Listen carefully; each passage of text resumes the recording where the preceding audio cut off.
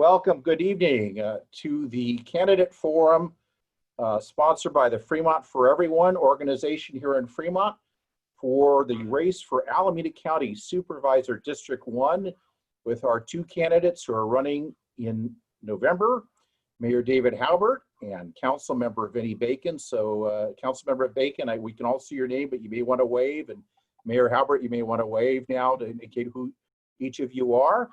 We're here. And we're both here, and we're about ready to launch into the forum. But why are we here tonight? On March 3rd, we had a contested race for District 1 for Alameda County Board of Supervisors. There's 5 supervisor seats. District 1 comprises most of Fremont, excluding Niles, unincorporated Sunol, Dublin, and Livermore, and unincorporated areas in the Livermore-Amador Valley. And on March 3rd, we had 4 candidates in David Haubert, Vinnie Bacon, State Senator Bob Wykowski, and Councilmember Melissa Hernandez from Dublin.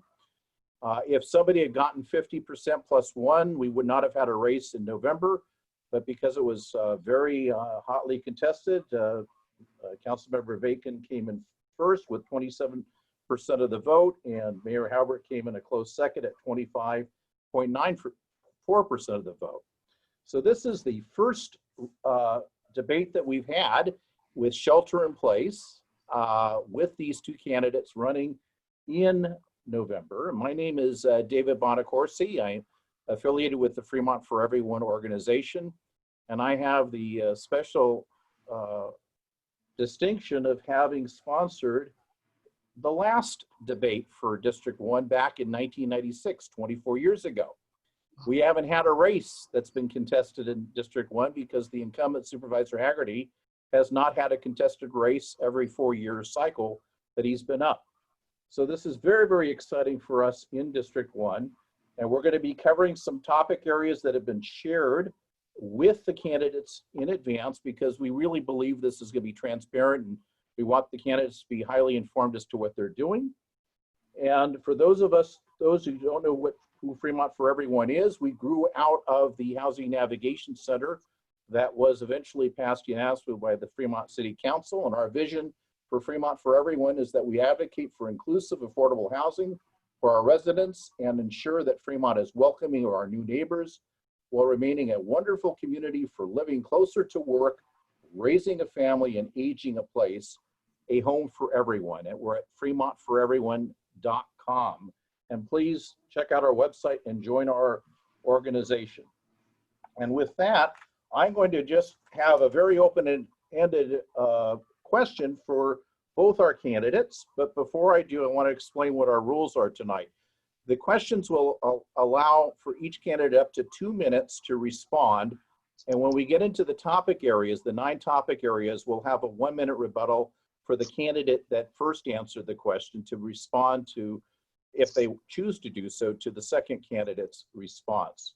And we'll go through those 9 topic areas.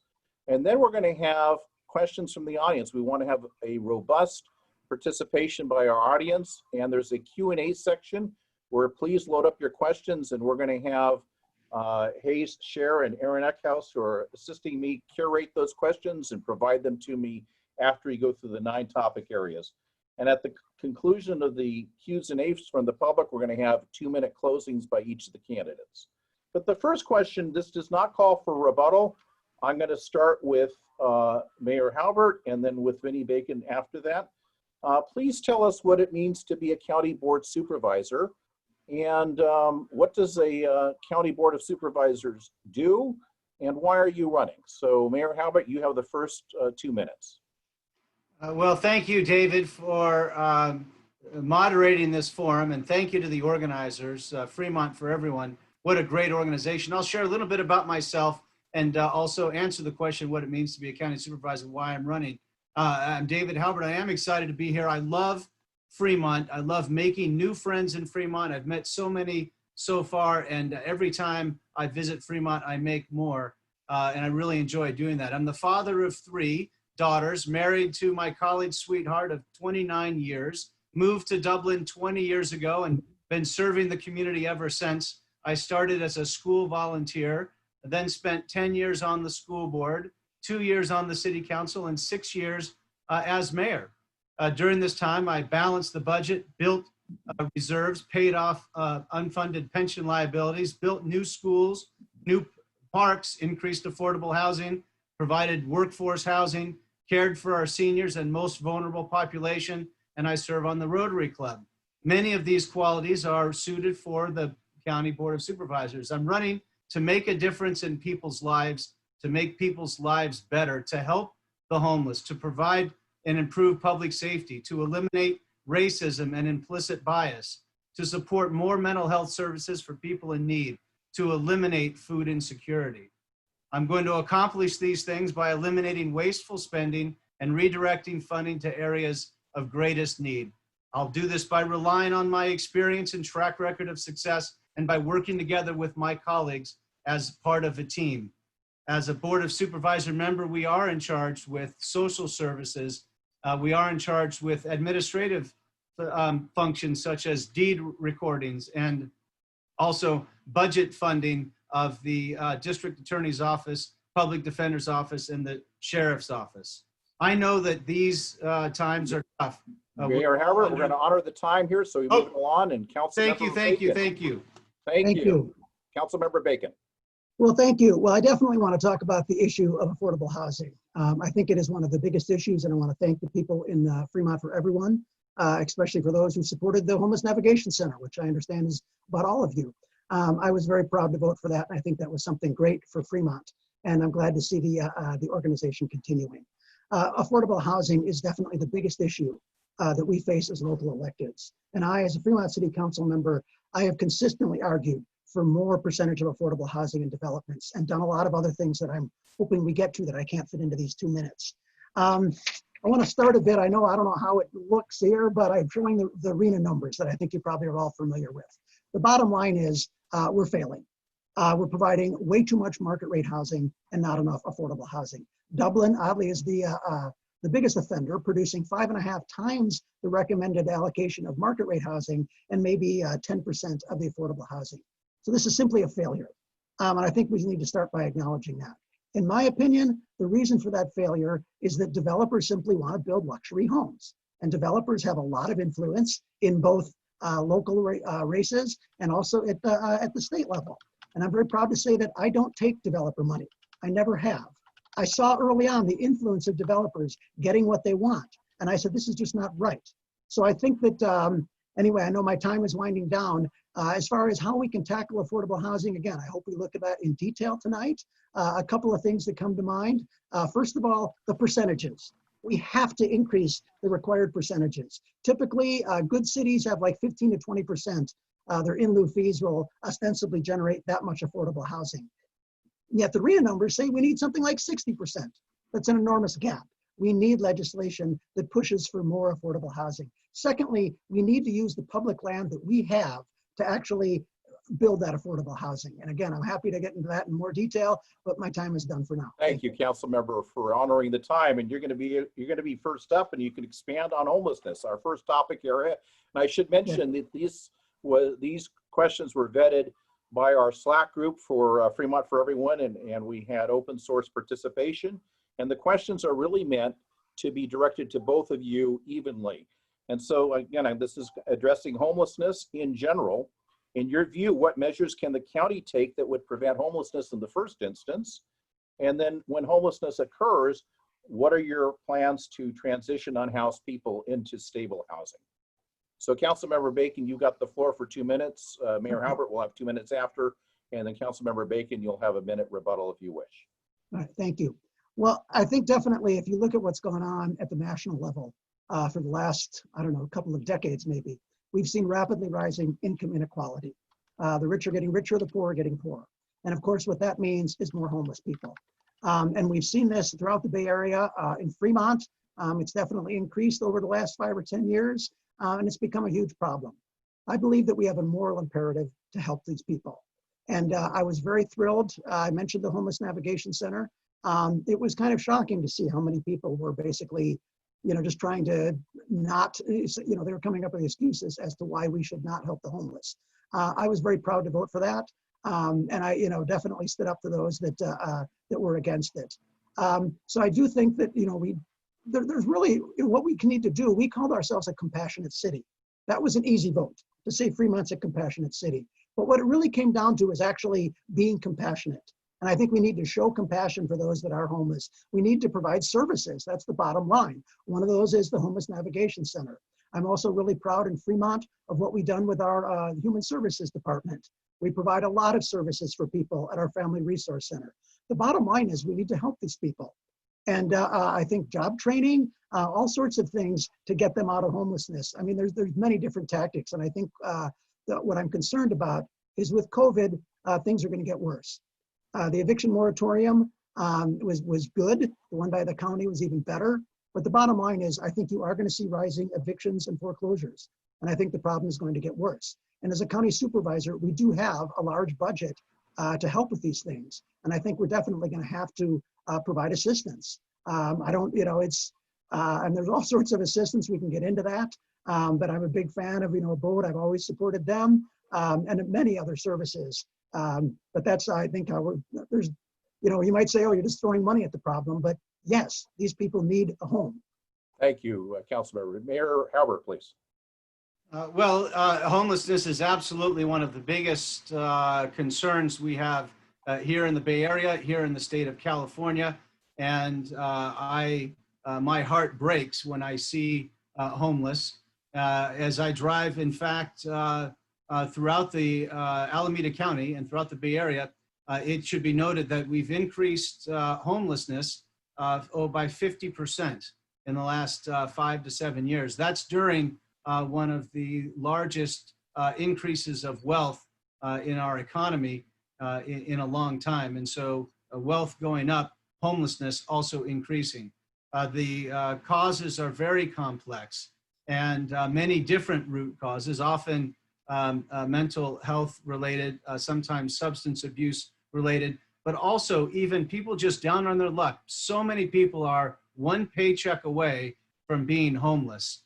So many people are maybe living in their car or couch surfing, and even sometimes families living in a car or a van.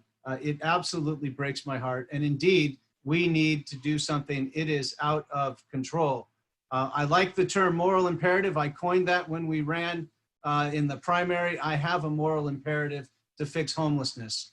I visited the Arroyo encampment in Livermore, where there's a fair amount of homeless, and helped distribute food with Open Heart Kitchen and my good friend, Councilmember Bob Carling from the city of Livermore. I visited other areas of homelessness and seen that it is just a dire state of affairs. I have a moral imperative to fix homelessness, but it requires that we work together, that we provide services that are needed, that we assess from the very beginning the root cause of a person's ailment, whether it's an addiction to a drug. Thank you, Mayor. Councilmember Bacon, you have a 1-minute reply, if you wish. Yes, I think you're kind of changing your tune from what you said before, now tying in economic issues. I think before you were basically saying that it was largely mental health and drug addiction that were the causes and ignoring the economics. And I'm going to quote from one of your mailers that you sent in the primary. You said, "I'll shake things up and start fixing this mess by providing shelter for everyone and requiring treatment." To me, that's just appalling to say that somehow you're going to require mental treatment or mental services or drug addiction services for someone. I think that that's, to me, what I hear from that and other quotes you had. It sounds like you're not really compassionate or thinking about the person, but you just want to clean things up. So again, I really think that you need to understand that 31% of the people who are homeless say they are because of economic issues. Yes, obviously drugs and mental illness can be a factor, but the economic issues, I think, are the biggest issues. Thank you. Thank you, Councilmember. Now this will be where Mayor Haubert, you'll have the first 2 minutes, followed by Councilmember Bacon, and Mayor Haubert, you'll have a minute reply. We're going to address the housing issue in general, apart from the issue of homelessness. Based on your previous experience serving on council, what would you identify as primary hurdles in providing abundant affordable housing? And what is your vision on how the county could overcome those hurdles? Well, it's very clear that California is a very popular place to live with lots of jobs and too many people with not enough homes.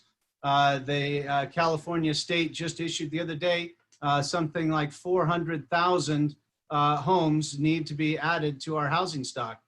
They're forcing down RHNA allocation numbers, regional housing numbers, to local communities like Dublin, like Fremont, like all cities, and asking them to build more housing. And so clearly one of the solutions is to build more housing. But we also have to realize that the cost of building housing is increasing. There's CEQA reform that lots of people have called for. They've talked about it, but it hasn't come. We have to learn how to build what we call market rate affordability by building what people want in a smaller, more efficient way.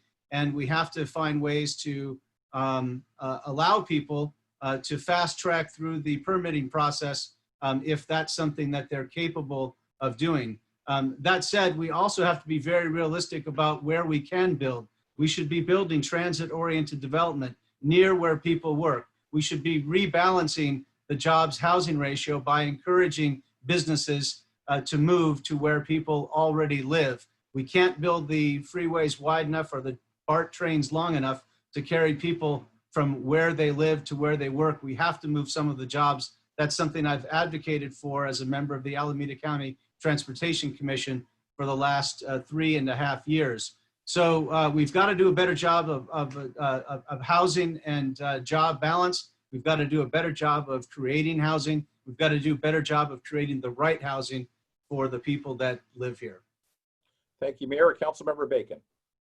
Yes, I think your question somewhat said, what are the hurdles we face? And in my opinion, it's definitely the percentages. Again, we look at the RHNA numbers and we're told that in Fremont, we should get 60% or something like that for non-market rate housing. And yet every development on private land that comes to us, they want to typically do no affordable housing. They want to just pay in lieu fees, which if we're lucky, will generate 15%. It's just not going to work. And that's the most frustrating thing. And again, those RHNA numbers show it. That's what we get over and over and over. That's the biggest hurdle. And I was literally in a meeting where we argued for like an hour over one unit, whether the developer would put in 1 unit in a 13-unit development. And clearly we need more affordable housing. And I guess, and the attitude of just, more housing, I definitely don't agree with that. I think that, the people that argue supply and demand, there are 2 separate markets. One is for very high-end housing, $1 million, $2 million homes, and another is for the rentals for people that make $25 or $30 an hour. Those are 2 separate items, and I've joked that people are saying we just need more housing. First of all, it sounds like trickle-down economics to me, and secondly, it's like saying people need more cars, so we're going to open up a bunch of Ferrari dealerships, and then somehow the rich people will buy Ferraris and everything will trickle down, and people will be in their $2 million homes, and somehow that'll help the homeless. We must target affordable housing. We must make new developments that are definitely more affordable. I like the idea also of affordable by design, and I think we've not seen enough of that in Fremont. We definitely need to push that. And I've always been a huge proponent of high density housing near transit. I look at Warm Springs BART as a real failure. We could have done a much better job of developing not just more affordable housing there, but also a true mixed-use development. Thank you.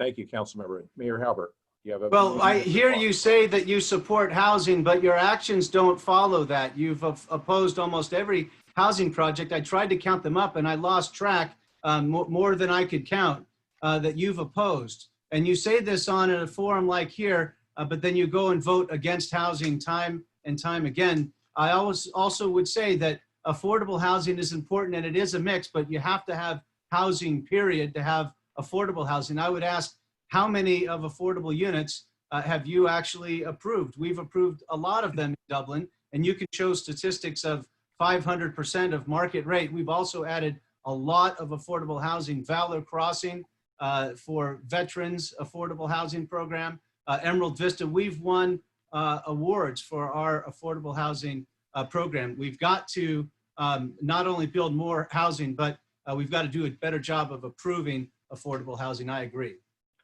Thank you, Mayor. The next question deals with infrastructure with a focus on addressing transportation issues. What policies, programs, and infrastructural improvements could the county implement that would most effectively reduce traffic and promote the use of alternative transit? And both of you on council have recently had to address moving from levels of service to measure traffic congestion to vehicles mile traveled. You might want to talk about that as well. So I believe it's Councilmember Bacon, you have the floor for 2 minutes. Kind of a very, very broad question.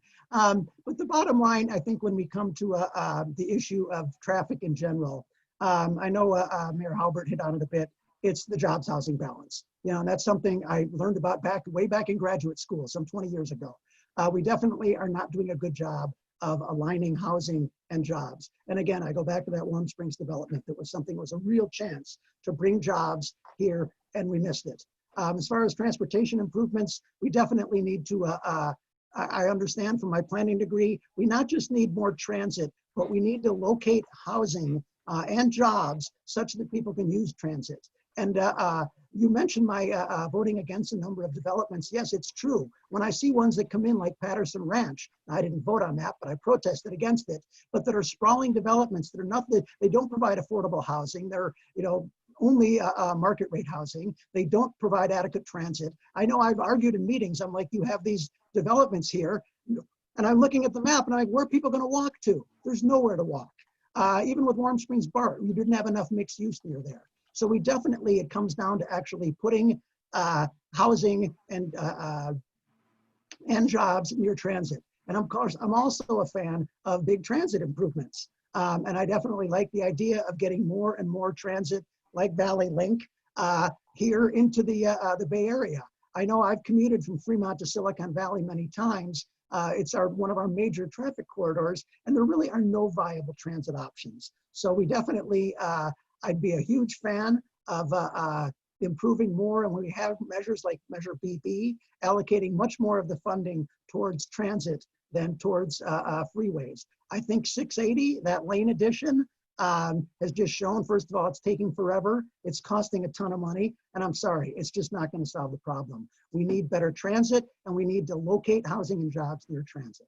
Mayor Haubert, please.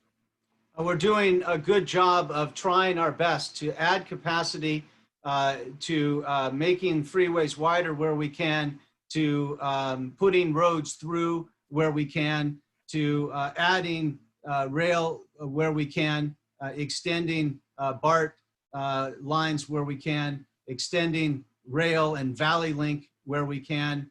But the key is often transit-oriented development, but also with reserving space for jobs. So in the city of Dublin, we have places where you can live right next to BART, go into the city. We have places where you can come in from the city, get off BART, and walk to work. And that's what it means to reduce traffic and to allow people to use the public transportation the way that we designed it. I'm proud to say that we have balanced our growth in the Tri-Valley.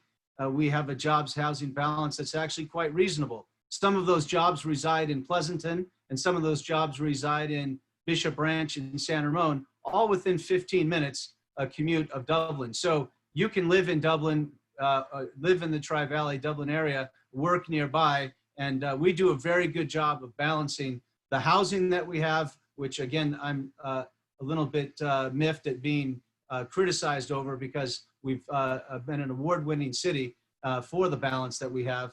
And I would say that we do a good job with it, but encouraging public transportation by jobs, housing balance, by a proper mix of jobs near transit, businesses and homes near transit. We do a good job of that, and that's why people enjoy living in Dublin. Thank you. And yeah, there's no reason you have to use all your time. So Councilmember Bacon, you have 1 minute to reply. Well, one of the things when I hear about making freeways wider, I'm reminded in the Sierra Club that, you know, they talk about latent demand, and you have so much latent demand out in the, you know, that 680 corridor. And I'm sorry, it's just not going to solve it. And again, it's not environmentally friendly. It's not cost effective. let's talk about the housing in Dublin, especially East Dublin. I'm sorry, that is not environmentally friendly. I would bet that the traffic trips from that, the mode split is something like 98% auto.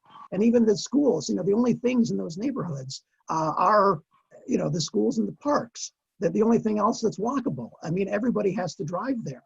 And I think it's actually, like much of Fremont, I'll admit, is an example of a suburban sprawl that we need to get away from. And finally, I just want to rebut something you said before. Yes, I have voted against many housing developments that were unpopular in Fremont. I have never voted against any affordable housing development in my time on the council. Thank you. Mayor Haubert, we're going to now transit to social services. We have a pandemic right now, and in light of that, how would our existing social services need to adapt to this pandemic? And what steps would you take to ensure that underserved populations, and I would include again our unhoused population, get continuity of care, including mental health, job training, employment, and other support services when we're faced with community transmission and the need for social distancing? So Mayor Haubert, 2 minutes, please. So indeed, this is what a good county supervisor does. It's what they live for and they work hard to do, making the world a better place. And that means reaching out to our most vulnerable. And that means, especially in times of the COVID pandemic, that we are getting the proper PPE out, that we are protecting our hospital workers, that we are keeping the capacity in case people come in and sick and able to treat them with care. It means that we're keeping our first responders healthy and that we're keeping them fully stocked with PPE. But it also means making sure that people don't have food insecurity, that they're getting proper nutrition. So I'm happy to say that I've brought food myself to the Arroyo encampments in Livermore, helped fed the homeless. I work through local nonprofits to help deliver food on a weekly basis to families in need, and food insecurity is indeed a problem and something that needs to be addressed, especially as we need to keep people healthy, need to keep their immunity system up. It also means caring for our neighbors, and in that I mean often our seniors, whether they live on your street or you know seniors or you visit the senior center. Seniors are very vulnerable, especially to the coronavirus. So we have to make sure that we treat them properly with medical care, that we are keeping a close eye on our seniors, but also anybody with a particular ailment or health situation that would make them more vulnerable to the coronavirus. It's all about making services available, watching out, and keeping people safe. Thank you. Councilmember Bacon. Thank you. Well, I've looked at, I've been briefed by some of the Alameda County healthcare workers, and it's really disappointing, some of the conditions that they're being asked to work in. They basically don't have adequate PPE. And this is a tragedy. This is just horrible. I mean, to ask someone to go into work and deal with COVID patients in the same room and not be given adequate protection. I say it's the same as like asking a firefighter to go into a building without that jacket and that helmet. We have to provide adequate PPE for those people. And definitely we have to provide adequate testing. We all know that nationally testing has been horrible. I'm glad to see that in Fremont for a while, we did have our own testing facility up and running. We decided it was more cost efficient to do more spot testing, for example, at nursing homes. So definitely this is the kind of thing that the county services has to provide. I'm also have said that we need to take the Alameda health system and put it back under the control of the Board of Supervisors. I'm definitely a fan of that. I think with coronavirus overall, I will say I'm really disappointed by some of the comments that people have been making that we need to reopen and we need to reopen quickly. I think right now, as I'm watching the national news, we're seeing the dangers of that. And we're seeing spikes all over the place, including in Alameda County. And I think I have two things to say. One is that we must listen to the healthcare professionals. If they are the ones, and I'm quite proud of the ones in Alameda County who suggested that we shelter in place much earlier than everyone else did. And I think that saved lives and it kept people out of the hospitals. But the one thing some people are saying, oh, we have room in the hospitals now. I don't know if many of you have read lately some of the reports of what it's like to get COVID. I don't know if you know, when someone recovers from COVID and they leave the hospital, they often give them a standing ovation because this person has just been through a horrific ordeal. And then they've got months of treatment to go through at home. It's a horrible disease. We need to keep people out of the hospitals. And of course, we definitely don't want a situation like in New York. Thank you, Councilmember. Mayor Haubert, you have 1 minute.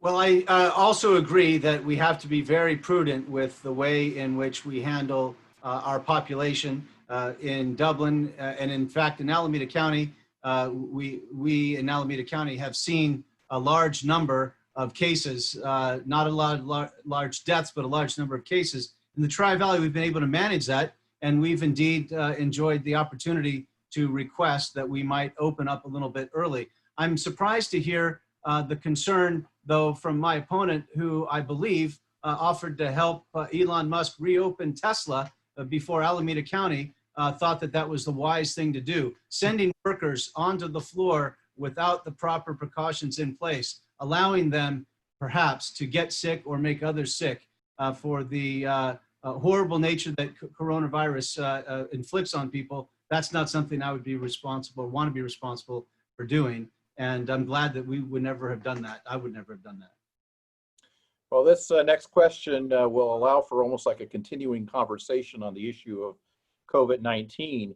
What would be your plan for reopening the county or perhaps closing it? We're now in a hot zone. Alameda County has actually gone ahead of Santa Clara County in the number of infections that are reported.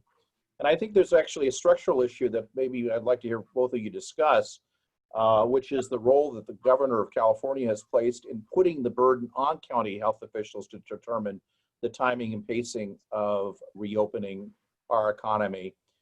Is that appropriate? And what role do you think the Board of Supervisors should have, if any, in pushing back or modifying whatever the public health official might say as to the appropriate timing for reopening or closing the economy? So Councilmember Bacon, you have the floor for 2 minutes. Okay, I'm a little unclear exactly where, but first of all, I do want to reply to Mr. Mayor Haubert, who incorrectly said what I said about Tesla. I said that the Alameda County Health Department should work and get the plan ready. And once that plan is ready and approved by Alameda County, then Tesla can reopen. I never said that Tesla could reopen. I was actually on national news on Vice.com saying that I felt that we were being bullied by Elon Musk. So I never said that we should just reopen. I said that we should reopen once a plan has been approved by the Alameda County health professionals.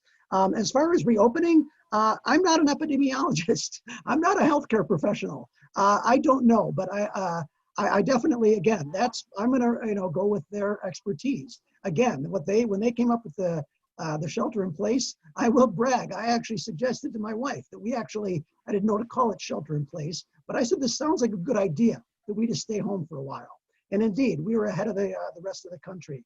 As far as the governor allowing things, allowing the counties to take control, I do see where you're going there, and I think a coordinated effort would perhaps be better. I know I just found out that people in LA can get their hair cut, and obviously I can't. So I think we'd, definitely, and I think nationally too, I think that's one of the problems we saw is that there was no national rules. But I think in general, we should be cautious.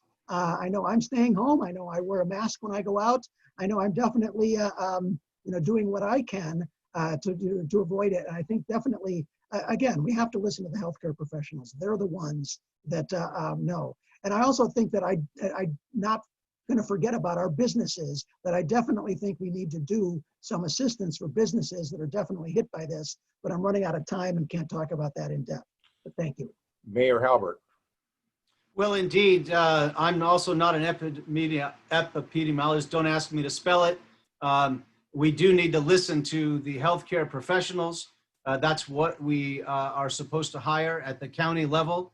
The county is the one that's issuing our executive orders for shelter in place and what we can and can't do. And when I have a problem with somebody that wants to open up or has a question about the rules, I put them in touch with my county supervisor. That's the same county supervisor for Fremont. And so rather than jump into something, I connect the people that are most responsible for solving the problems. And here, indeed, with Alameda County, that's our Erica Pond, and we're on weekly calls with her to ask questions. I think our role is to ask questions and to get the answers and to make sure that our community is well educated. So I send out weekly emails for what the executive orders are saying and helping to make sure people understand them, answering questions when people have them.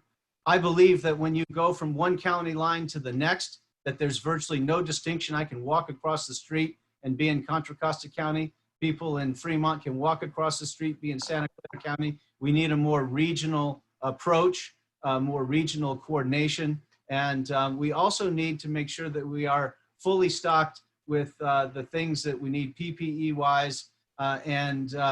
I'll go back to hospital capacity. We need to have it. And so I also go back to testing. I can't wait for antibody testing to come out so that we can understand more about this virus, understanding the virus and understanding and educating the community on how to protect ourselves from it is absolutely the key. And the governor's done a pretty good job, but we can always do better. And that's what we try to do. Councilmember Bacon, 1 minute. Yeah, there's not much to reply. Obviously, yes. Again, like I said, we definitely need to listen to the professionals. And again, I was very thrilled when the shelter in place was done by what was it, the 5 different largest counties in the Bay Area. It was all done at once. And I definitely think, the more regional approach, as I said before, that's definitely something we need. And definitely PPE is something we should be procuring as best we can as a county. Again, hearing that there's shortages at the hospital, that's just wrong. We have to provide that.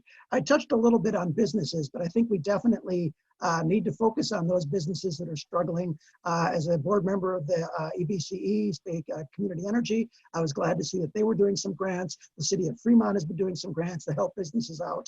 And I think we'll definitely, part of the recovery from this is not just going to be medical, but it is going to be economic. And I think that there's a lot that the Board of Supervisors can do in that regard. We're going to transition to a different topic area entirely and deal with public safety and policing and revisiting the structure of traditional law enforcement. Do you believe that there is systemic racism in the county sheriff's department and in law enforcement generally? And why or why not? And regardless of your views on whether you believe there's systemic racism, what you think that means, what steps will you take to implement changes as you think are necessary? So Mayor Haubert, you have the floor. Well, indeed, policing is one of the toughest jobs that one can do. And I'm proud of the people that keep us safe day in and day out. They really do have a tough job. Is there systemic racism? I'm sure some areas, in some cases, at sometimes, maybe you would say that there is. Is there implicit bias? Absolutely. It's with all of us. We all have implicit bias. And we have to provide training. We have to provide awareness indicators. We have to provide methods of coping and dealing with that. But I would say that anybody that is found to have systemic racism, those areas are hopefully found and quickly resolved. I've had these conversations with our own police chief, and it's something that we talk about frequently. We're going to talk about more frequently. We have to reimagine policing. We have to reimagine it from a standpoint of total social justice reform. And I'm proud of the actions that our county's district attorney has even taken with regard to social justice reform in ways that she has helped to expunge records and help people get back into jobs when they leave, and also help revamp our sentencing structure. But our sheriff is also very much aware of implicit bias and will not stand for racism of any kind. We will not stand for it in the city of Dublin. We will not stand for it as we contract with the Alameda County Sheriff's Department. Does it exist somewhere in this world? Probably. Does it exist in Alameda County? Maybe. I hope not. But if it ever exists, we're going to find it and we're going to root it out and we're going to treat it. Councilmember Bacon. Well, let me start by saying Black Lives Matter. I definitely believe that we have to address this issue. And I really feel that maybe with what's going on today, we are at an inflection point where we can take more seriously a look at systemic racism. I'm a history buff, and I know, the history of this country was in slavery. And unfortunately, we still maintain part of that very ugly past today. And I think we definitely need to do what we can to root out systemic racism. Again, does it exist in the Sheriff's Department? I have to admit, I'm not, we have our own police department here in Fremont. I don't know a lot about the Sheriff's Department. I do know that there was a real concern in Santa Rita Jail that the number of deaths was much higher than, say, at Los Angeles County Jail. So I think that some people have asked for an operational and an audit of the Sheriff's Department. And I would basically definitely be in favor of that. I think any department that comes under the Board of Supervisors' purview, we need to understand what's going on there. And if there are concerns, then we need to investigate it. And if that's an audit, that's an audit. I will say it was somewhat interesting, our last, second to last council meeting, when we had about 100 people call up and ask to quote unquote defund the police. And it was literally in the last budget, second hearing right before we approved the budget. And I definitely wanted to get into the topic of participatory budgeting. It wasn't going to happen in that meeting, but I really hope, I think most of the speakers had really good intentions, which is basically let's rethink how we're spending our money. Let's have less guns and more social services. And I likened it to the national, situation of, obviously, I'd love to see the military reduced and us spend the money on something else. So I think that as far as participatory budgeting, we definitely need to have that conversation. But I will say, but while I have a couple seconds left, prior to that meeting, all the requests we've had from the city of Fremont have been to have more police because the police are very well respected in the city of Fremont. Thank you, Councilmember Bacon. Mayor Haubert, you have a minute.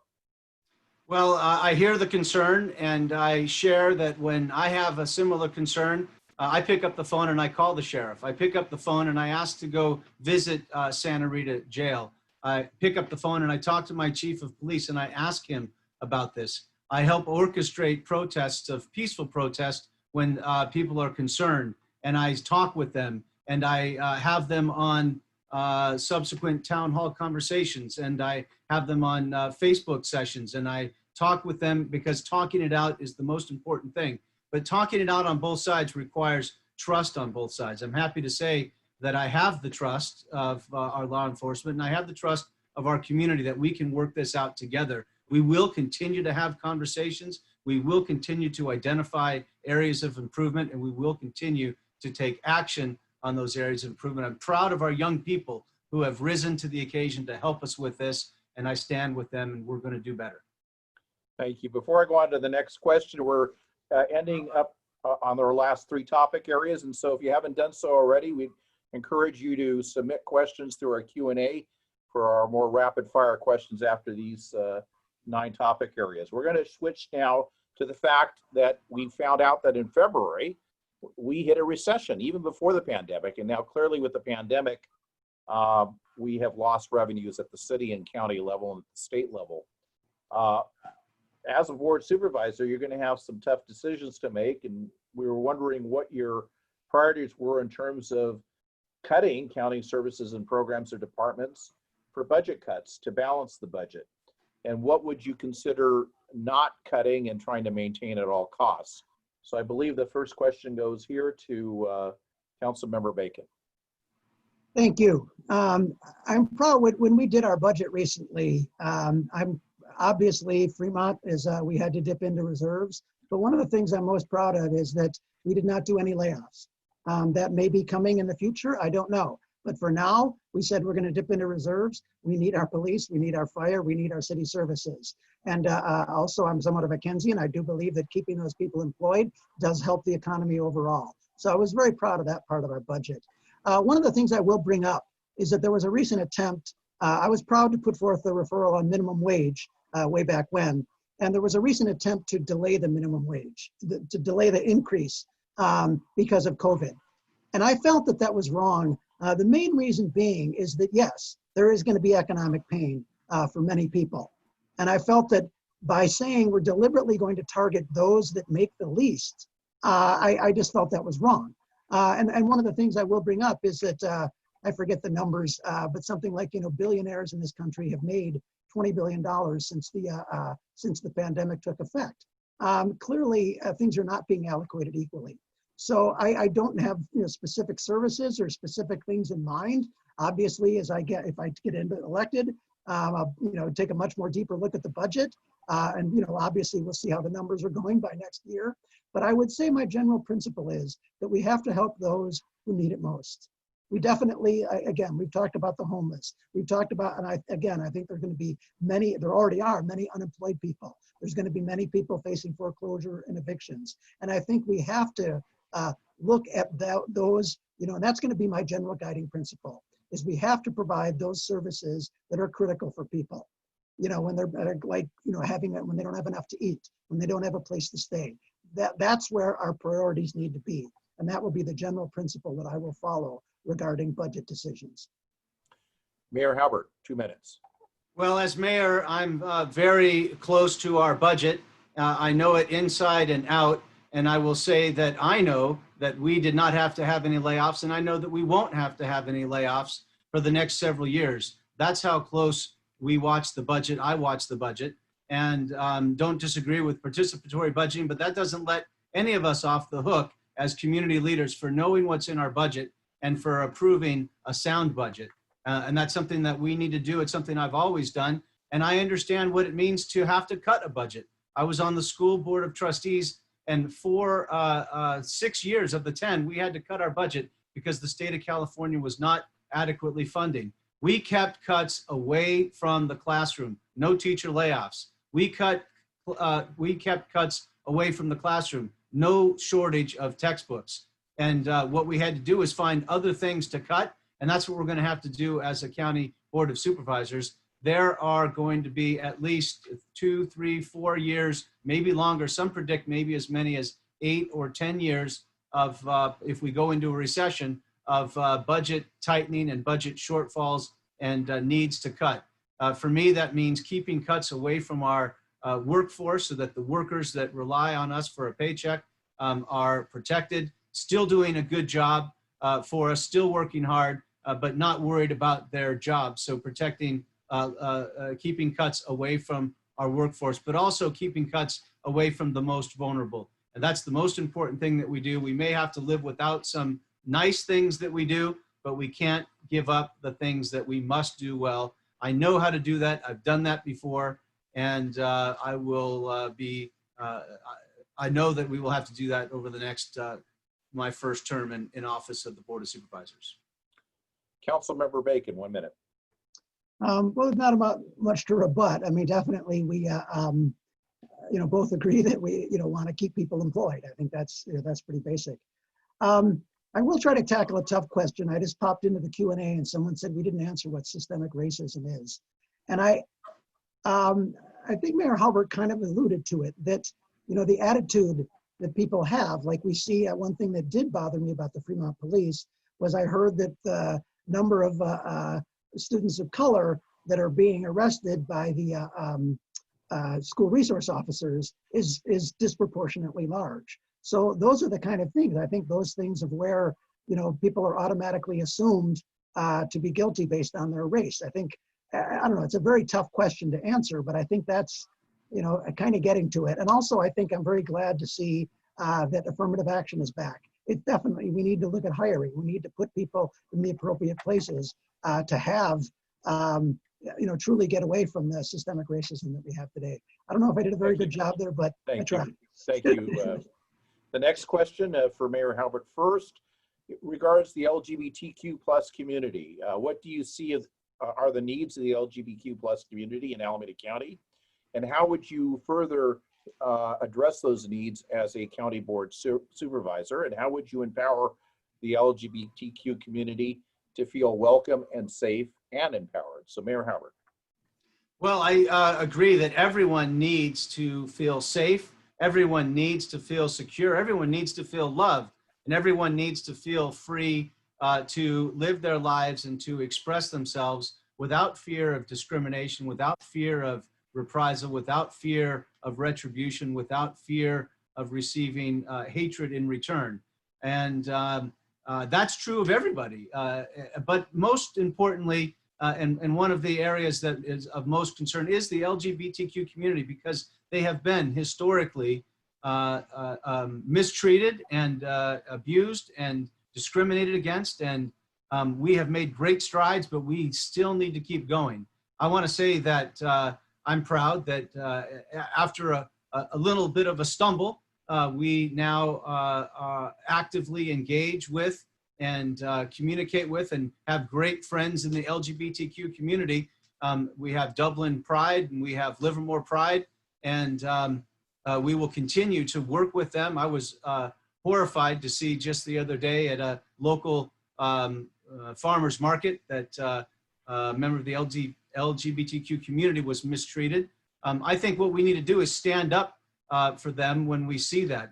Dublin has adopted the United Against Hate, which I stole from my friend in Berkeley, Mayor Arreguín, who created it and brought it to Dublin, and I'm proud of that. We need to stand up for, and we need to protect, and we need to educate people. And the LGBT community is open. They want to engage. They want to talk. They're articulate and educated and organized. And I just think it's great that we can interface with them directly. I have an open door policy and absolutely listen, open-minded to listening to ways that we could do even better. Councilmember Bacon. Well, I'll start off and talk about the incident that I'm assuming you're referring to when you say a little bit of a stumble. I'm sorry, not flying the pride flag. I don't know how in the world you could vote against that. How you could be so tone deaf not to realize how people would feel by voting against that. I've always been a huge supporter of our LGBT community here in Fremont and elsewhere. Our Human Relations Commissions for years, long before I was on the council, has funded our participation. We do a float in the Pride and the Pride Parade every year, and I've been there most years. I'm very happy to participate in that. I was also very happy to be at the inaugural event of Livermore Pride. I definitely was happy to support them. And I'll also say, as far as what we need to do for the LGBTQ community, it's interesting that LGBTQ gets its own letter. And these are people, probably more younger people, that are questioning where they are. And it's, as they're developing, it's a very difficult, period some people go through. And actually, again, they get their own letter. And I think what we have to do is make sure that they understand that whatever they decide about themselves, however they want to go, whatever box they fit in, or if they decide that the boxes don't even apply to them, that we need to make sure that they feel comfortable in our society. And we need to provide those services, again, mainly to our youth who are growing up and, and wondering about their sexuality. And we need to, in our school system, I know there was a big thing in Fremont recently about should we allow more sex education into our school system. And I think definitely the answer to that is yes. And it was basically sex education related to homosexuality and other sexual issues. And I think definitely we need to educate our youth on this. And we need to, get out of that old school way of thinking that sex is a binary thing. We need to welcome everybody wherever they may, fit into the whatever boxes or non-boxes they fit into. Thank you. Mayor Haubert, 1 minute. Well, I'm just going to say that indeed we could have handled the situation in Dublin a year and a half, 2 years ago now, better. I do own that. I do know it could have been better, but indeed it was something that we got past. We did it in the right way with a policy in place that protects us when the next request to fly a flag comes, for example, and we ended up in a beautiful place. I also say that I arm myself with education. When there's something that I don't understand, I'm going to dig into it, learn more about it, talk to people about it, open up to people about it. And that's what we've done. And so I'm proud of the fact that we were able to move beyond that. I want to take a little bit of time, though. I noticed that Barbara still isn't satisfied with some of the responses about systemic racism. Barbara, I would ask you, please contact me and maybe help educate me. Maybe we can talk about your concerns. I want to understand them and I want to help react to them. So Barbara, thank you for posting that on the chat board.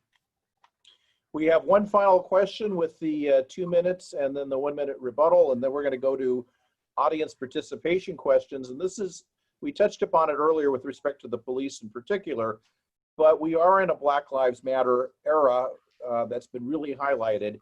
And how do we address racial accountability in general?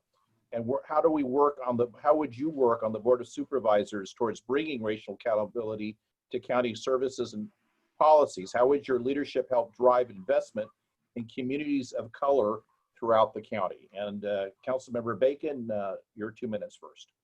Well, I'm going to try to, I see, what is the root? Again, I'm a fan of history. The root is, goes back to the Civil War. The fact is that we had, we were a country that, had slaves. I mean, that's just, horrific to think about. And one thing that's interesting, I know I saw the movie Lincoln, which had a very strong effect on me. And well, it's great that Lincoln, did what he did with the 13th Amendment. But the bottom line is that vote barely passed. It's a very ugly part of our history that I think we need to address. I saw a tweet recently that I thought was very relevant. It said one of the biggest mistakes in US history was that the North didn't fully subjugate the South after the Civil War. We basically, with the Compromise of 1876, decided that the people who were running the South in slavery days could go back to running the South. And then we saw Jim Crow and all sorts of other things. So that's definitely, in my opinion, that's the root. We've never fully addressed it. And I think we definitely need to do it in terms of, again, I think affirmative action is a great thing. If you look at, the jobs that people are in, I mean, like the number of Black CEOs versus, others, it definitely, that's systemic racism. That's the result. And I'm kind of forgetting the rest of your question. What else, David? Investment really in the in social services, taking into account communities of color. I definitely think it's in hiring. I'm proud to share a little story. When my dad took over the sanitary district in Chicago, he had 3 people on his secretarial staff, and he fired them all. He felt they were just moles of the existing system, and he hired 3 Black women, and it was quite noteworthy. And this was back in the 60s, and there was a couple of articles about him, the Chicago Tribune thought it was a big enough deal that they published an article saying, about that. But anyway, I'm proud to have that legacy, and I think that we need to definitely affirmative action in hiring. Thank you. Mayor Haubert, please. David, would you just repeat the question, please? I didn't hear it fully. Sure. We're addressing racial accountability more generally. Don't start the clock yet. Let me ask the question again. How would your leadership help drive investment in communities of color, and how generally would you be focusing on racial accountability to county services and policies that we're, I guess, addressing generally equity issues here? So I think diversity is our strength. I believe that. I've always believed if I have 2 people on my team and they're both exactly the same, then I probably don't need one of them. And indeed, balancing out our workforce, but also that comes from recognizing the strength that comes from our diversity. If you simply say, let's have a quota or let's have a certain number, and you get to that point and then you stop, well, that's just not the answer. The answer is you want to have diversity, so it makes your team better. So you're going to go out and do something that makes you better by hiring people with diverse backgrounds. And then you're going to manage that team and hold them accountable and work together so that everyone's successful. We need to drive this through our organizational structures, and we need to make sure that everybody is held accountable to a high level of standard, but that we recognize that that doesn't always need to be with the same type of people, rather hiring diverse groups of people. But also, I guess my time didn't start. No, Mayor, it's our fault. You've got another minute. So that's quite all right. No, yeah, it's quite all right.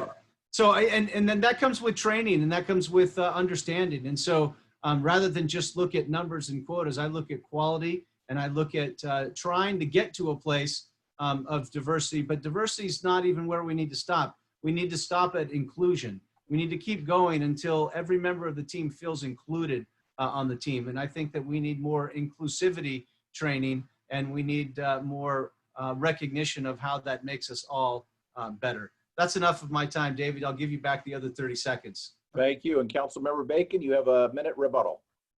Well, I will just say, how to tackle the issue of systemic racism in our society today. It's a huge issue, and I'm certainly not going to claim to have all the answers. But again, I think what happened, what hopefully started happening with the number of people who questioned our budget related to the police, that this really does become an issue that we need to talk about and we need to address. And I'm not going to claim to have all the answers. I'm not going to claim to know exactly what we can do, but I'm all ears. And I definitely, again, I think that what's going on today, we are at an inflection point. And I think we really can make real changes. And clearly, with everything going on, I think it's obvious that these changes need to be made. But again, I'm not going to sit here and say exactly like I know what to do, but I'm really looking forward to getting onto the Board of Supervisors and being an agent of change and really trying to bring about real systemic change to our system to address this issue. I want to thank you both. We're not done yet, but you've honored your time in responding, and we have now time to go to questions that have been generated by our audience. And the first question, we're going to be just 1 minute each, no rebuttals this time. The first question is going to be, the first minute will be to Mayor Haubert and then to Councilmember Bacon. Do you think we should have a regional governance structure to deal with land use, transportation, and infrastructure instead of just having it ad hoc city by city? And so Mayor Haubert, you have the first minute to answer this question.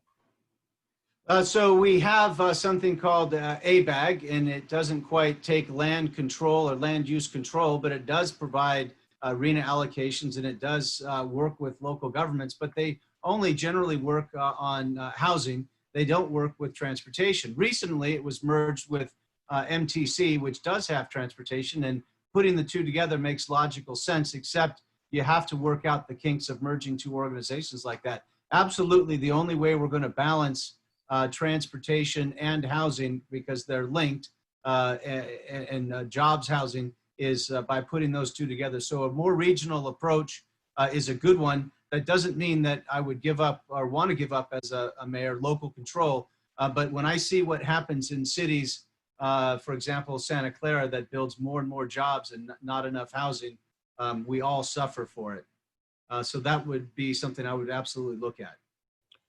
Councilmember Bacon, 1 minute now. Yeah, I think that I definitely don't like the idea of taking away local control. But I think, you can use, the carrot and the stick to achieve a lot of things. I think, as the mayor mentioned, there are definitely, some cities that are not providing adequate housing, especially affordable housing. And I think, we need to push more of that.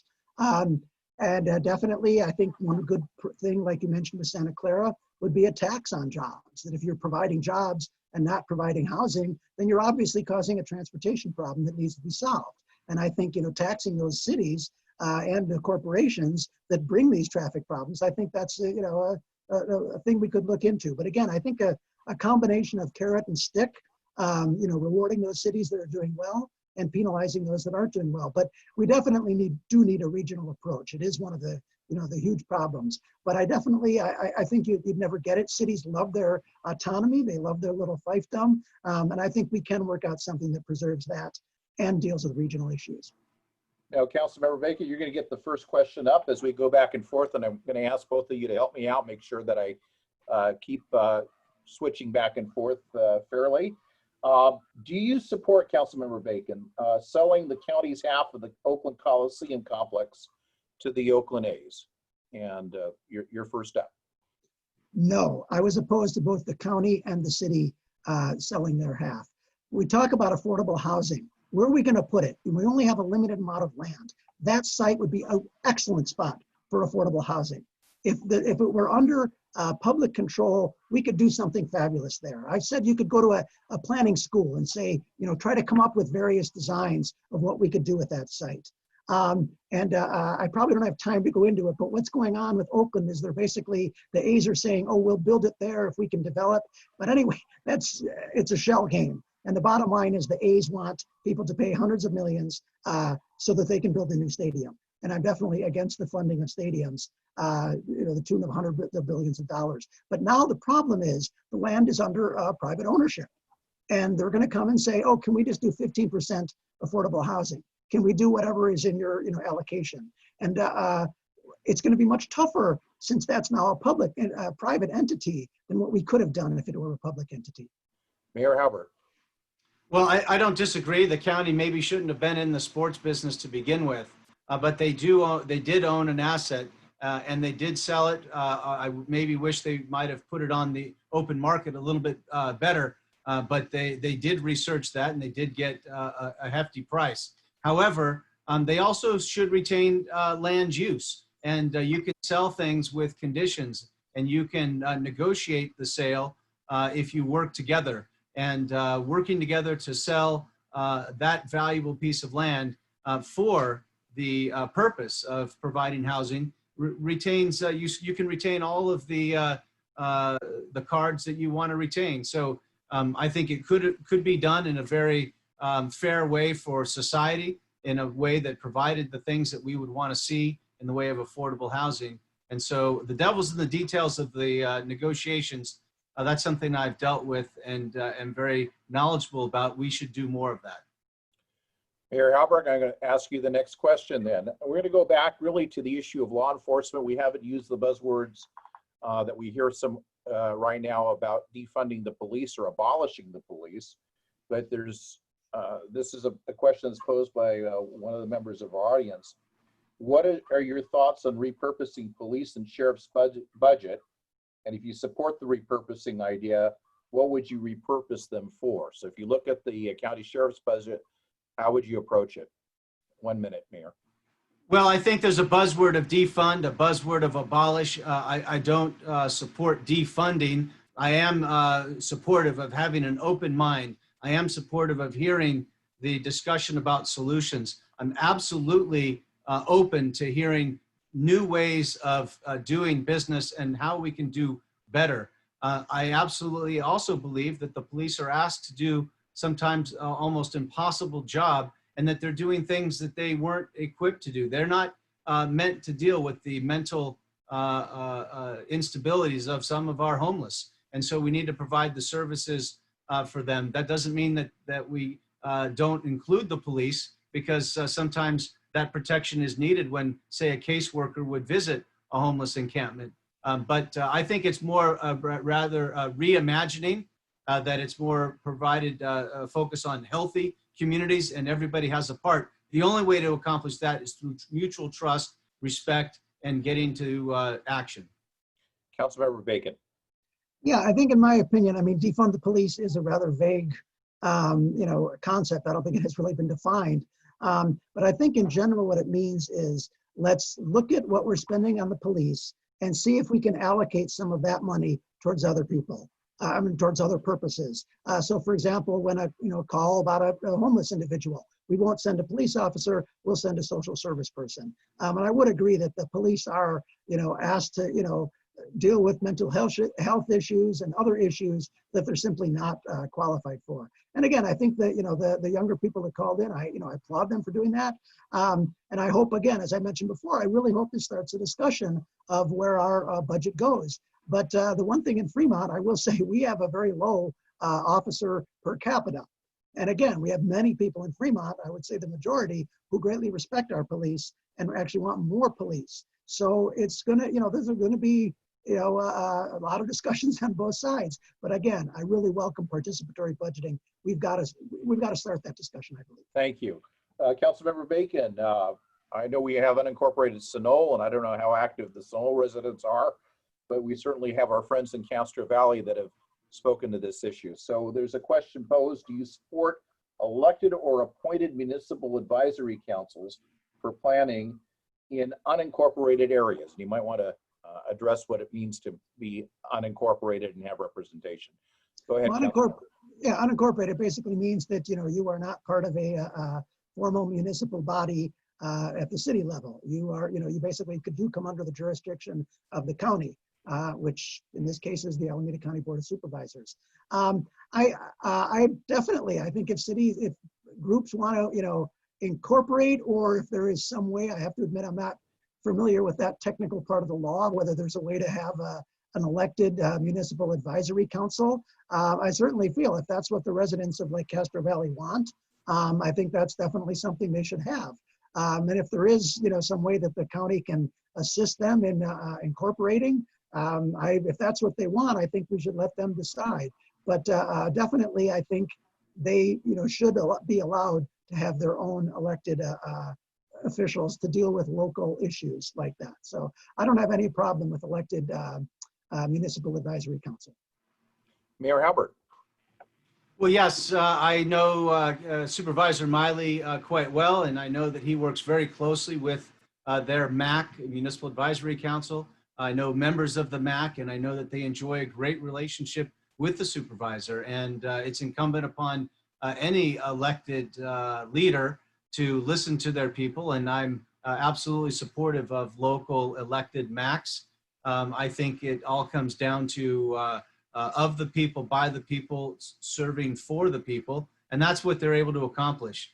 I'm proud to say that I watch those meetings, that I watch what they do, that I'm proud of the people that if they don't live in an incorporated city, that they still chime in and pitch in and work out the community's needs. I'm proud that I'm also a good friend of Supervisor Miley and Supervisor Haggerty, both of which manage over advisory commissions. Thank you. Mayor Haubert, yes or no, but you might want to describe what this is. Do you support Valley Link? What is it? And do you support it, yes or no? I absolutely support Valley Link. BART for many, many, many years was anticipated to extend the BART line to Livermore, and the BART system decided they did not want to do that. Instead, we formed our own joint powers authority with members of the San Joaquin Valley, and we created what we call Valley Link, which is a regional rail project that goes well beyond Livermore, utilizing new technology, energy efficient and environmentally more friendly technology that will be a better cost, better spend, a better serve for our community, and it will link up into Dublin. I'm proud that to have been the supporter of that JPA and to continue to support that. And my actions speak as loud as my words. I've always written letters in support of Valley Link, and I always will support it. Councilmember Bacon. Well, I definitely understand the frustration of the Livermore residents. They've been paying for BART like the rest of us, but they basically don't get it. So I definitely understand where they're coming from. And in overall, I'd say yes, I'm in favor of Valley Link. We need something in that corridor for sure. I do have some concerns. For example, definitely we need to get, Livermore access to BART. However, most of the ridership, my understanding is, would come from San Joaquin County. And I know I've had some people I've talked with about this, said, will there be any seats on this by the time it gets to Livermore, or will we basically be subsidizing people in San Joaquin County? And also, I definitely would want to see all of the various alternatives. I know some people have talked about possibly expanding ACE. Definitely we need to, this is a huge project. So overall, I love the concept. I think it's good, but we really need to cross our T's and dot our I's and make sure that this is the absolute best thing that we can do with that money.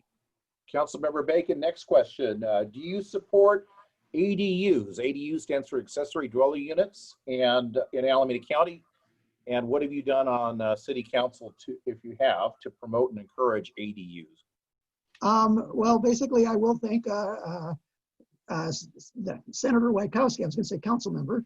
Senator Wajkowski, he is definitely did the ADU bill, and it kind of doesn't matter whether I like it or not. I mean, that is the law here, but I am definitely in favor of it. I think for the most part in Fremont, it's somewhat disappointing the number of people who have actually created ADUs. I think your typical suburban homeowner, they kind of like living alone, or they just don't necessarily want it. So it's been disappointing. I think it is one strategy amongst many for getting more affordable housing. But given the type of housing design that we've seen in Fremont, most people, again, don't want the ADUs. So the numbers have been disappointing. But definitely, yes, I'm definitely in favor of ADUs. Mayor Haubert. Yes, I support ADUs. Thanks, Senator Wieckowski, for his leadership in that. I also recognize that it is not by any means a solution for all of our housing issues. It would only amount to a small blip, but it certainly every little bit helps. It's also, though, a very rational solution for somebody maybe that has the space and doesn't have the income and can provide a home that also allows them to stay in their home. Or maybe they live, I've seen seniors move to the ADU and rent out their home. So it can be a good solution for some people. It's just not it's only part of the solution. We're at 8:15, and if you're listening, we have a number of participants out there. We can take maybe a couple more questions. I've got one, and I guess Mayor Haubert, you're up next since you just answered it. List 3 specific things that you plan to accomplish in your first year if you are elected to the Alameda County Board of Supervisors. Yeah, so I would say that first of all, managing through the COVID crisis as we go up and down in the cycles that we manage through until we are safe, have a vaccine, have treatments.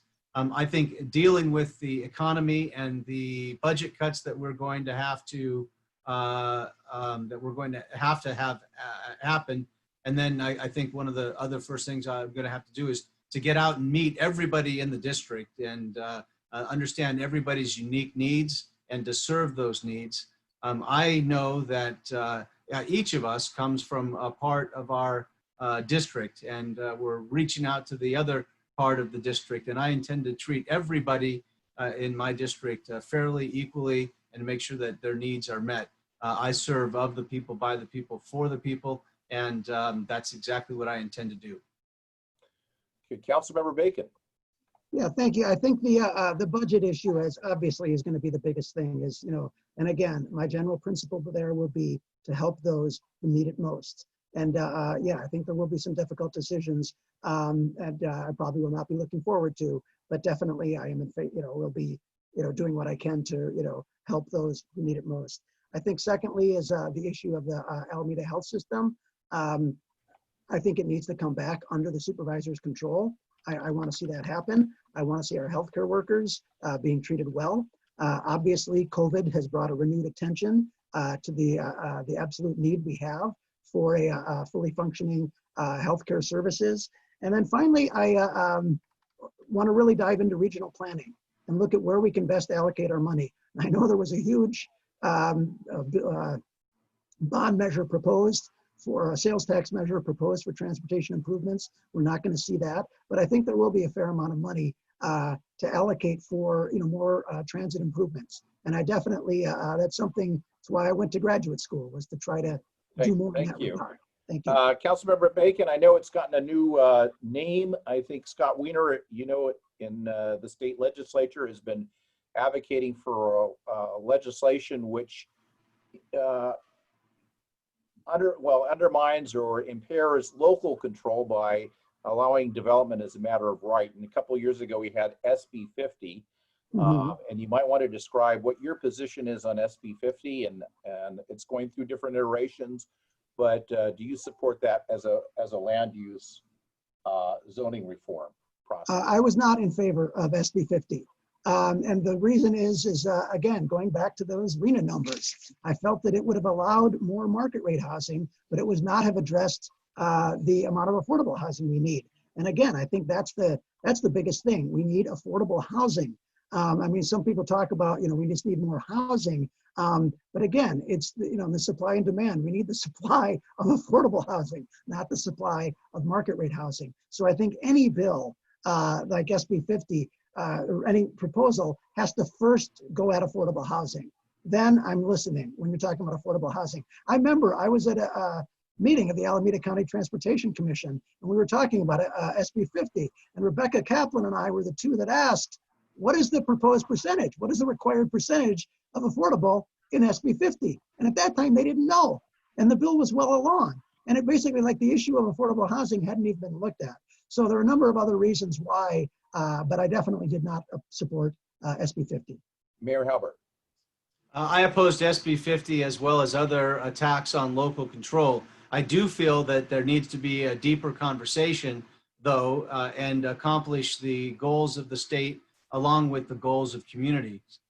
We can't continue to allow for infill development projects to be not accomplished. I would challenge that if there is an opportunity to add affordability, that we would do that. So I don't understand why my opponent would oppose so many projects when maybe counter back with a higher percentage of affordability, or make that one of the reasons for disapproval, and work with the development community to add more. It can be done. We've done it in Dublin. And I think that working with the state, working with the building industry, working with the trades that build the homes, we can build more affordable housing. We should build more affordable housing. We've done it before, and we'll do it again. Mayor Haubert, how will you ensure that the 680 corridor express lanes are effectively used with public transit or other publicly accessible carpooling, and not be just a Lexus lane? So Mayor Haubert, 1 minute, please. Yeah, so there's very sophisticated algorithms that call for a charge based on demand of the lanes. Currently, the only way to rationalize and otherwise subsidize rides would be through the fast track process that is what's charged for the use of those lanes. I think it's absolutely appropriate to look at people that are using those lanes the most often, and reach out to them and understand better their needs, and to understand better how we can more efficiently and effectively and fairly and equitably and more justly share those lanes. It's something I'm open-minded to talking more about. It's not something that we've had a lot of discussion about yet. Councilmember Bacon. Well, yes, I actually, as part of my graduate work, I worked a lot on HOV lanes, otherwise known as carpool lanes. And I think those are definitely effective to getting people out of their, reducing the amount of cars on the road. I think that's effective, but allowing people to pay to get into those lanes, it's obviously, it's not fair. And it defeats the purpose of it. And I will say, I actually was I spoke out against the, what they wanted to do on 580. And I think they're still doing it. I don't know, the project has been in the, in construction for like a couple of years. But the bottom line is that route, the HOV lane is already crowded, and there's really not much benefit. But I think definitely the idea of a carpool lane should be used for that. Carpool lanes get people out of their cars, but allowing people to buy their way into something like that, I think that's just wrong. And again, just the idea of, making more freeways, more freeway lanes, it's not gonna solve our problems. Councilmember Bacon, I'm gonna follow up based on a response earlier to a drill down question. We were talking about state incentives or lack thereof to allow for affordable housing. What mechanisms do you see from your experience on the council that you're going to bring to the county board if you're elected to incentivize affordable housing? What tools do you think a county board or any governing agency locally can have to create the conditions in which affordable housing will be developed? So 1 minute, Councilmember. Mm-hmm. Well, I think when we talk about things like the CASA Compact, that was something that, MTC was definitely involved in that, and that actually did end up going to the state. So I do think that, our regional bodies like MTC can have a role in that, and insisting on what kind of legislation gets passed at the state. So that's one way. The other way is definitely using what public lands we have. I think, again, that's definitely where we, control things, and we can put more affordable housing there. The other thing, Mayor Haubert said about actually, trying to incentivize more affordable housing. I do that on basically every development that, where that's discussed. And in Fremont, I'm always pushing for more affordable housing. So definitely in those instances where there are developments we need to, again, I think a carrot and stick approach, saying maybe there are, some ways that we can, incentivize developers to put in more affordable housing and, and actually, say maybe it is, if we can help, would you really end up doing 50 or 60% affordable or something like that? Mayor Haubert, and then I'm going to go to closing statements, and we'll be wrapping this up. So Mayor Haubert. There are transportation dollar allocations that can be used as carrots. There are bonus density bonuses for developers who are willing to add affordable housing. There are tax credits that can be used with the developers of affordable housing projects. There are services that can be provided that enhance the quality of life at affordable housing projects. At our Valor Crossings Veterans building, for example, we have services for our veterans. At our Emerald Vista project, we have educational services that we add in. So it can be a true partnership, it could be a true win-win, and it could be truly an inclusive community when you work together. Those are just a few of the many tools that we use. Thank you both. And we've had a wonderful round of questions. And again, I appreciate both of you for staying within your time limits. And we have now 2-minute closings. And I'm going to begin with Mayor Haubert and then conclude with Councilmember Bacon, and I'll have a final wrap up. So Mayor Haubert, if you could go ahead and give us your concluding 2-minute remarks, please. Thank you again to everyone for being here and participating, the organizers, the co-hosts, and for sharing your time. Today, you got a good look at both candidates. Now, a lot is at stake. The supervisor position is critical. The operating budget of the county is nearly $3.5 billion, making decisions for public agencies, regional policies, and social services. We need a supervisor who will fight hard to represent the interests of District 1. For our share of county resources and to bring new ideas. We need a leader who can work well with others, who has the trust and respect of mayors and other community leaders. We need a leader who is truly an independent thinker, who can set aside partisan politics and bickering, and who can stand up to special interests and put the needs of residents first. We need a leader with a proven track record of success who knows how to get things done. The choice is clear. I'm the only candidate with mayoral and school board experience. I'm the only candidate broadly supported by both sides of the aisle, the only candidate to have already served on Alameda County with so many countywide committees. If elected, I make the same promise to you that I've made to my city. I will treat everyone in my district the same. If elected, I promise to listen to you, to work hard for you, and that I will never, ever take you for granted. I have an open door policy and would ask that if you have any questions or needs, don't hesitate to reach out. My website is davidhaubert.com. You can email me at david@davidhaubert.com. And I would be honored to have your vote for David Haubert for Alameda County Supervisor. Thank you. Thank you, Mayor. Councilmember Bacon. Thank you. I just find it laughable that you're talking about how good and what you've done for affordable housing in Dublin. These are the numbers. You basically, I'm sorry, you've done a lot of market rate and not much. And again, I know, it definitely is true in Dublin, but it's true for other cities. And I go back to the main theme of why that is. It's because developers, they make the most by doing luxury homes. Now, as a supervisor or as a council member, when it comes to the unincorporated areas, we're the negotiators. The developers are coming in and wanting what's best for them, and we need to fight for what's best for the people. And for that reason, I decided early on that I will not take developer money, because I saw the influence of developers and what they had and how they were able to get away with projects like Patterson Ranch that are sprawling, unaffordable developments. And I said, I'm going to challenge that. And I did. And I'm proud of that. And the fact is, when we look at Alameda County's budget, yes, you're right. It's a $3.5 billion budget. Do you want someone who has not taken corporate money, who has not taken money from developers, and will look at every project solely as it is, with no one looking at their back, oh, I have this developer or that developer. We need clean money candidates. And I'm the only clean money candidate in this race. And I also find it funny that, you call yourself nonpartisan. First of all, yes, I'm a Democrat. I've actually had some run-ins with the Democratic Party, so I'm certainly not some partisan hack. But I find it disingenuous that you were a Republican right before this, and now all of a sudden you're some independent. Not true.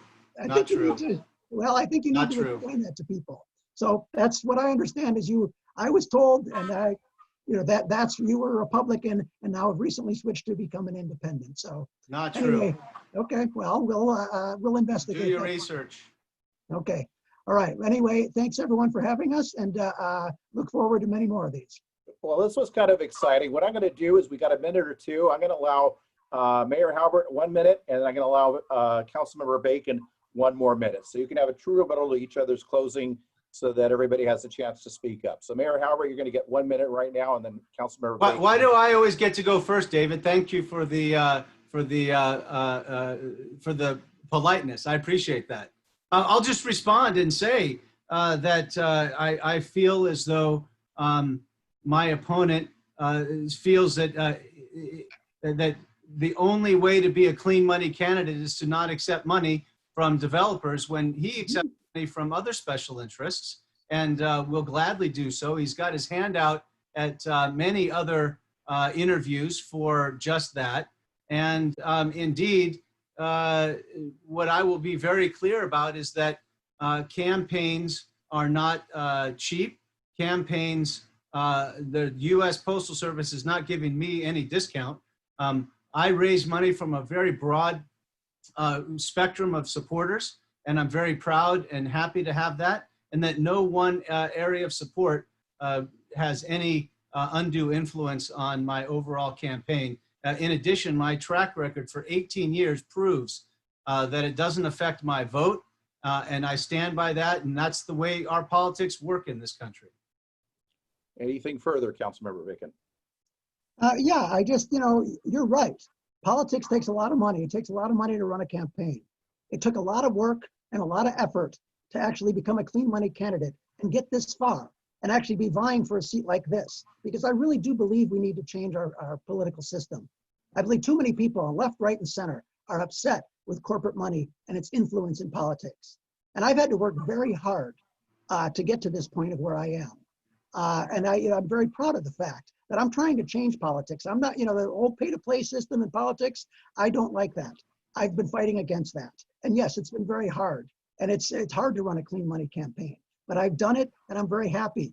One other thing I want to mention with affordable housing, I'm going back to one of your mailers where you actually say, as mayor, Haubert worked to reduce density.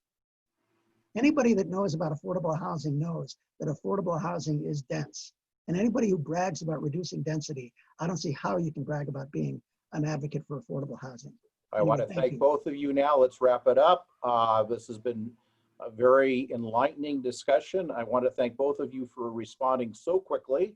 And we may actually send out another email to you separately to have your own opportunities, your own forum to just simply answer questions directly from each of us. But this was the first forum out of the gate in shelter in place. And I want to thank Aaron Eckhouse and Hayes Scherer and others who have worked to organize this event and publicize it. The forum will be recorded. So each of you and anybody that's listened can share this recording. We're going to be putting it on our website at fremontforeveryone.com. And we'll have it also on our Facebook and distribute it for the voters to be able to get informed about the issues. So I want to thank both you, Councilmember Bacon, and thank you, Mayor Haubert, for a wonderful discussion this evening. Have a nice evening. Thank you. Thank you, David. Thank you, Fremont for everyone. Thank you everyone for joining us. I'm going to close the event. I hope you all have a wonderful evening. Thank you. Okay.